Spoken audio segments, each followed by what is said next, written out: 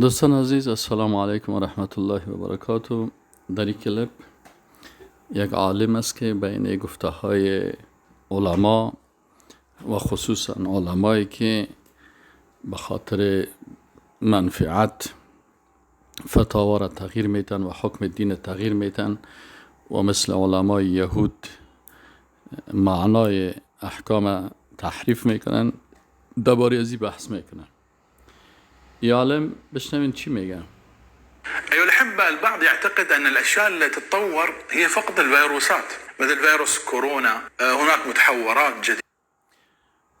دوستای عزیز، این عالم میگه مردم متفکر میکنن که تنها ویروس ها مثل ویروس کرونا اینا تغییر میکنه، بلکه امروز که است چیزهای دیگه هم تغییر میکنه. وسلالات جديدة كل يوم نسمع عنها. أو اللي تطور فقط البوكيمون، حتى الفتاوى تتطور. احنا حسب ما قرأنا. این عالم میگه حتی فتواها هم تغییر میکنه. شما وقتی که فتاوای علما را ببینین تغییر میکنه، ولی چرا تغییر میکنه؟ به خاطر ازی که طبعا تغییر از اینا چون بعضی علما حقانی هستن که حق بیان میکنن و بعضی کسای دیگه هستن علمای مثل احبار و رهبان یهود که به خاطر منفعت و به خاطر رضایت کفار و رضایت حکومت ها فتوای خود تغییر میدن. من الكتب وتعلمنا من مشايخنا أنه لا يجوز تهنئة الكفار بأعيادهم. هذا اتفاق الفقهاء وإجماع. این عالم میگه که ما وقتی که در کتاب ها خواندیم و از علمای اسلام خواندیم، اجماع امت اسلام هست و اجماع فقها هست. تمام فقها حنفی، شافعی، مالکی، حنبلی، علمای حدیث و دیگر سایر فقها اینا کل از اینا اجماعشان امی هست که تبریکی دادن برای در عیدهای کفار ای حرام است.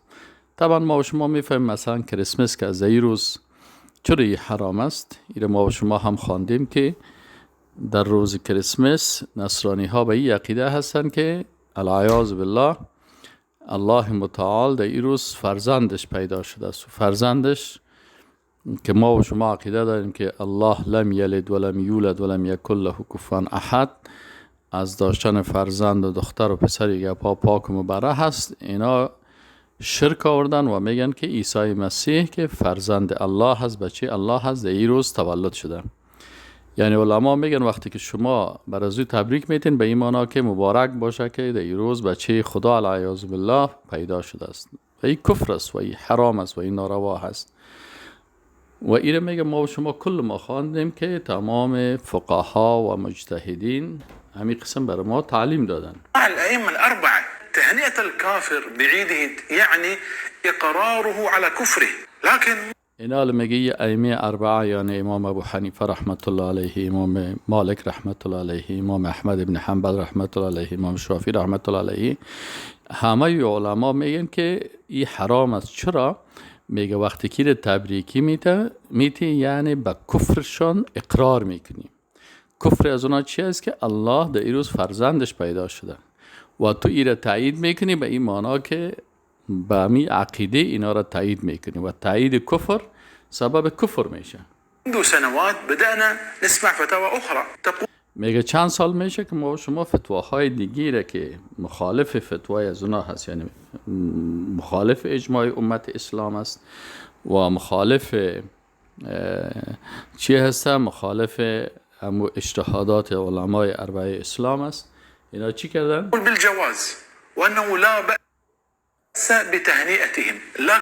اینا مثلا فتوا برآمد که گفتن جایز است و پروا نمیکنه به خاطر به که ما چی کنیم. میگیم بعضی علما برآمدن و میگن که جایز است و پروا نداره که ما اینا را چی کنیم، اینا را مبارکی بدیم در عیدشان. بشروط بأنه لا بأس بأن يهنئهم في أعيادهم لكن بضوابط وبشروط.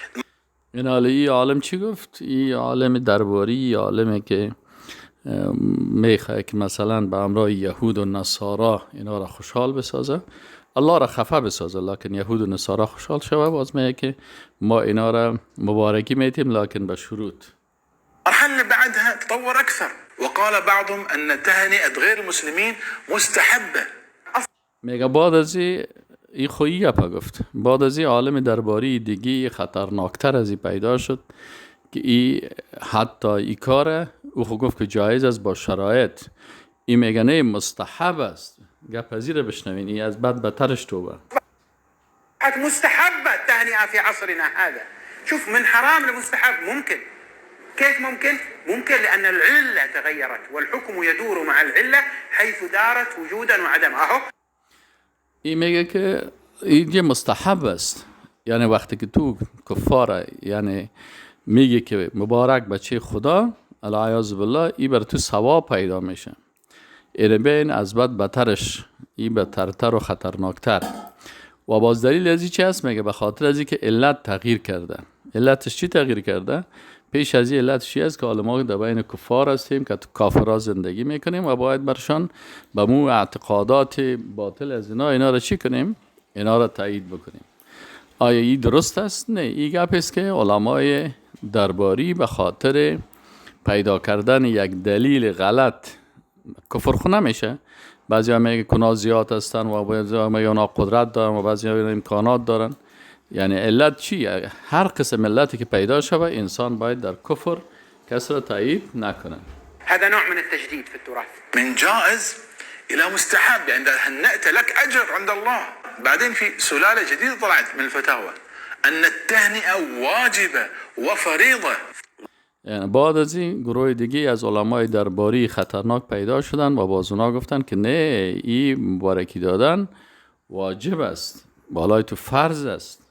ببین که یعنی قیامت و اینکه یصبح المرء مؤمنا و یمسی کافرا، این نمی قسم است که صبح یک نفر مسلمان می باشه دیگر کافر میشه. چرا؟ با پیدا شدن اینی قسم فتاوای غلطی که مردم از دین میکشه و حتی اقرار کردن به کلمه کفر سرش واجب فرض میگه.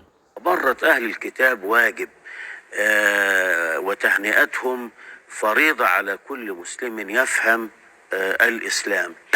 یعنی این میگه که یعنی خود مبارک دادن از زنا، یعنی بر از او بگویی که او میگه که امروز بچه خدا پیدا شده.